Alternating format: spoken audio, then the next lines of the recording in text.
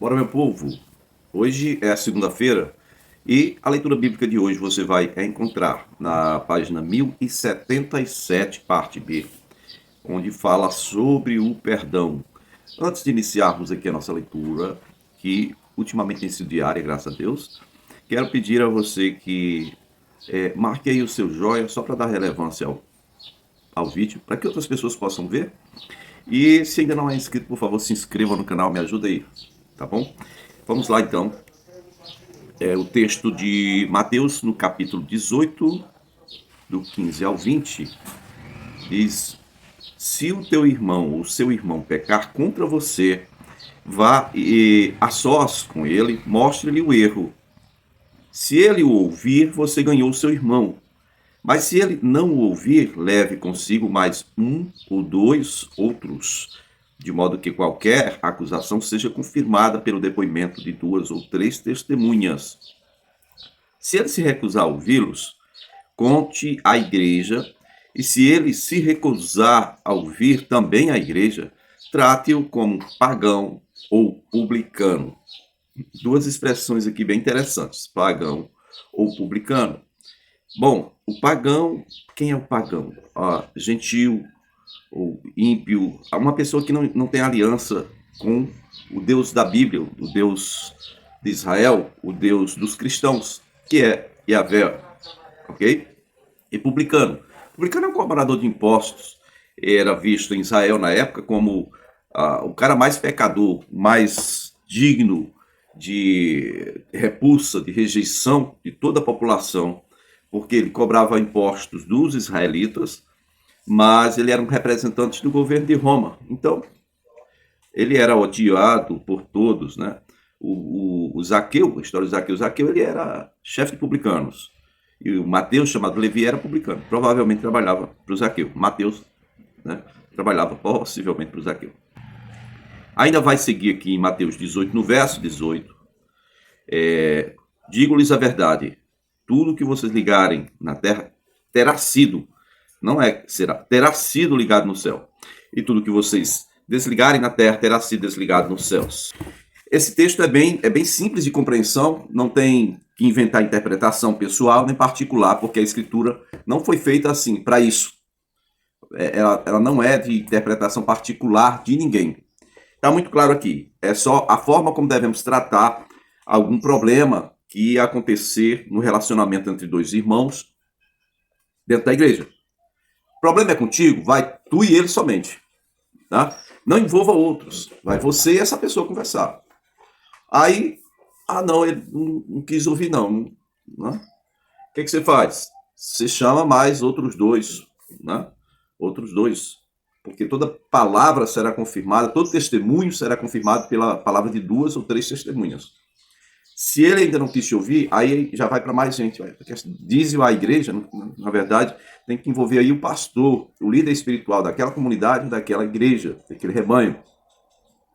Resolveu? Não. Então é o seguinte, o cara não quis ouvir você, né, o seu grupo mais chegado de amigos, toda a igreja, então ele vai ser excluído.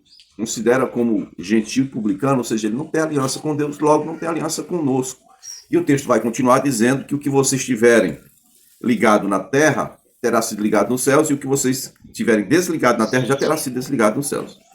Tá ok? O que é ligar? É associar, juntar, unir. Aqui está fazendo menção, não é nem a questão de quando você ora com uma pessoa a respeito de algum assunto, porque essa mesma ideia aparece ali, quando Jesus fala que você se junta com alguém para pedir alguma coisa, e aí recebe do céu o aval, porque você tem o amém, você tem a concordância de alguém. Mas aqui não, aqui o texto está falando de um problema pessoal que deve ser resolvido, como deve ser resolvido, e aqui é a decisão final. Quando o cara não quer realmente voltar atrás, a última coisa é desliga ele, corta, coloca fora da membresia. Por que é importante fazer isso? É simples, a igreja é um corpo. Se um sente alguma coisa, todos sentem. O cara, às vezes, ele quer ficar associado à igreja, mesmo vivendo uma vida de pecado desregrado, uma vida totalmente fora dessa base, desse rudimento que nós temos, que é a palavra de Deus. E o que acontece é que ele é associado a esse grupo pelo batismo. Para vocês terem uma ideia, um contexto bem um pouco diferente, mas que nos lembra uma ideia próxima disso. Veja sobre o pecado de Acã. Foi um cara que pecou, todo Israel pagou a conta. Foi um cara que pecou, toda a família dele pagou a conta, por causa de um. Porque a ideia é o seguinte: no Antigo Testamento, todo o povo de Israel fazia parte dessa aliança com o Senhor. E agora? Agora a aliança do Senhor é com todas as nações. Imagine o tanto que fica complicada essa conversa, essa história. Em Mateus 18, versos 19 e 20, para concluir essa história, diz que também lhes digo que se dois de vocês concordarem na terra em qualquer assunto sobre o qual pedirem, isso lhes será feito por meu Pai que está nos céus. É o que eu citei há pouco tempo aí. Pois onde se reunirem dois ou três em meu nome, ali eu estou no meio deles. Ok? Ou seja, alguém que está na igreja, mesmo que esteja assim totalmente errado, eu sozinho não posso excluí-lo. Está totalmente errado, eu e meus dois amigos, ou seja, meu ciclo de amizade mais próximo na igreja, nós não podemos excluí-lo. A autoridade para isso é a própria igreja. Quem é que representa a própria igreja? É o pastor que não vem de forma pessoal fazer isso. Ele vai levar a questão para a igreja. Tem alguns assuntos que realmente ele pode resolver de forma pessoal, porque ele é autoridade para isso, tá? Já o processo transcorrido todo aí, já fez tudo direitinho, já tratou de forma pessoal, já tratou com os amigos, aí levou para a igreja, o cara não quis ouvir, então não tem mais o que ser feito. É ser excomungado. As pessoas acham que é um palavrão isso, ou excomungado, né? Excomungado é expulso, isolado, né? Extraído da comunhão, ou seja, alguém que não tem mais parte no corpo, ele foi excomungado, não tem mais comunhão com aquele corpo, tá ok? E o próximo tema, o próximo assunto, nós vamos ver aqui a parábola do servo impiedoso. Veja bem, existem pessoas que reclamam muito dos senhores impiedosos. Tem muitos senhores nesse mundo impiedosos, homens terríveis, que maltratam pessoas, que não deixam essas pessoas obterem os direitos que são delas. Mas eu acho que pior do que um senhor, né, um senhor impiedoso, é um servo, um escravo impiedoso. E aí você diz, não, pastor, você está desinformado? Hoje em dia não tem mais escravo, não. Ou como tem? Todos que vivem na prática de pecado são escravos do pecado. Só fazem o que o pecado determina e direciona. Tem muitos pecadores, né? Então, pior do que um senhor impiedoso é um escravo impiedoso. Vamos lá, Mateus 18, do 21 ao 35, vai dizer: então Pedro aproximou-se de Jesus e perguntou: Senhor, quantas vezes deverei perdoar meu irmão quando ele pecar contra mim? Até 7 vezes? E aí Jesus responde: eu lhes digo, não até 7, mas até 70 vezes 7. Por isso o reino dos céus é como um reino que... Por isso o reino dos céus é como um rei que desejava acertar contas com os seus servos. Quando começou o acerto, foi trazido à sua presença um servo, né, que ele devia uma enorme quantidade de prata. Como não tinha condições de pagar, o Senhor ordenou que ele, sua mulher e seus filhos e tudo que possuía fossem vendidos para pagar a dívida. Então aquele servo prostrou-se diante dele e lhe implorou: tem paciência comigo, eu te pagarei tudo. O senhor daquele servo teve compaixão dele, cancelou a dívida e o deixou ir.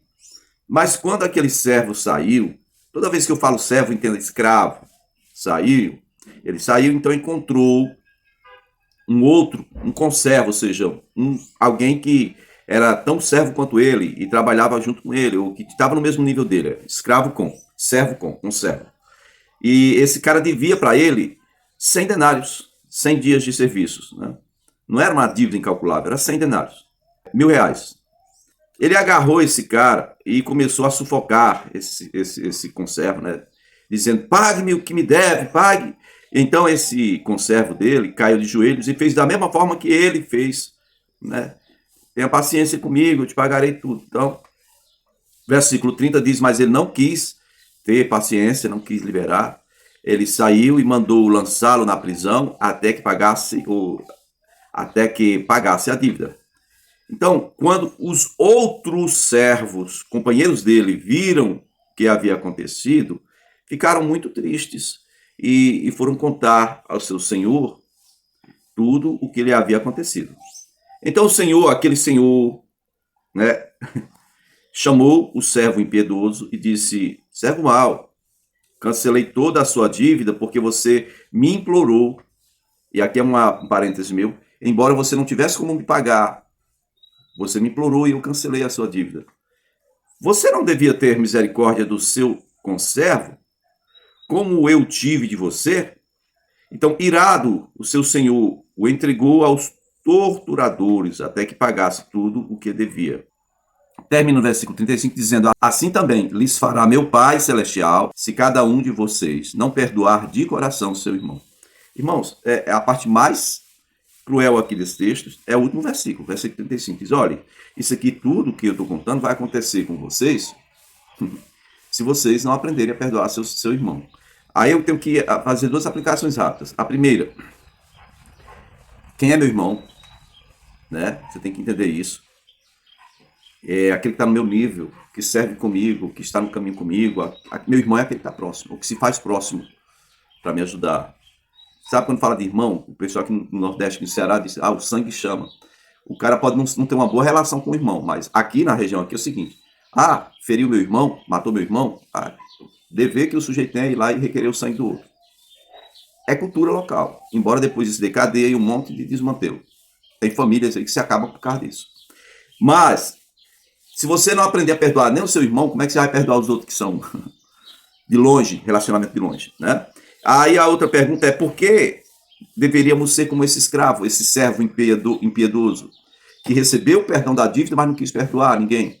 E aqui existe um outro aspecto que eu quero mencionar para vocês. É a questão da misericórdia. A misericórdia é algo para ser exercido exatamente nesse contexto. Que, assim, estamos falando aqui de algo de relacionamento interpessoal, tá bom? Isso a gente deve levar em conta. Por quê? Porque, senão, depois vem a questão ao tribunal. Tribunal é de justiça. Todo tribunal é de justiça. Num tribunal, um juiz que julga, ele não pode usar de misericórdia. Se ele for usar de misericórdia, ele anula a justiça. Ok? Então, misericórdia é algo para ser exercido dentro de um contexto de relacionamento interpessoal e não quando a situação pede um tribunal. Nós temos visto hoje aí uma situação muito esquisita do que aconteceu em São João de Meriti, né? Aquele anestesista, e o que ele fez com uma senhora parturiente, né? Tá? Ali não tem caso de misericórdia, não. Por favor, leia a Bíblia direito. Ali exige tribunal, e tribunal é de justiça. Tá? Não venha depois perguntar: pastor, cadê a misericórdia? Que eu vou falar bem direitinho onde é que está a misericórdia. Aqui está bem explicado, viu? Não tem nada de relacionamento interpessoal aqui, não pode entrar não. Ali é uma questão mais séria, que existe tribunal, e tribunal exige justiça. Agora, em nosso país, teria como fazer justiça segundo a Bíblia? Claro que não. Por quê? Primeiro, o nosso país nem tem pena de morte e nem prisão perpétua. A Bíblia fala disso, pastor? Fala. No Velho Testamento é o seguinte: se um homem derramar o sangue de outro, seu sangue teria que ser derramado. Mas no caso de um estupro de uma mulher ou de um vulnerável, ou seja, a Bíblia exigia a morte do estuprador, né? Tá bom? Aí a pessoa diz: não, mas o Deus do Velho Testamento é diferente, ele era mais severo. Não, é o mesmo Deus. Leia a Bíblia direitinho, você vai entender. Lá no livro de Tiago diz que não existe sombra nem variação na pessoa dele. Ele é o mesmo ontem, hoje e sempre o será. O que acontece é que no Novo Testamento há uma nova interpretação, porque no Velho Testamento Deus tinha que lidar com uma nação, com uma cultura, agora é com todas as nações da terra. Porém, a Bíblia não pode ser mudada. E a palavra de Deus não pode ser mudada. Imagine o Deus da palavra pode ser mudado. Deus é o mesmo. E para esses casos, a Bíblia recomenda morte. Como não tem prisão perpétua no nosso país, e nem morte, então... E agora, por último, eu não quero nem mencionar aqui o que estão falando aí nessa semana, porque é de doer o coração de qualquer um. Fique na paz do Senhor. Amanhã tem mais Comente Bíblia, se o Senhor nos permitir.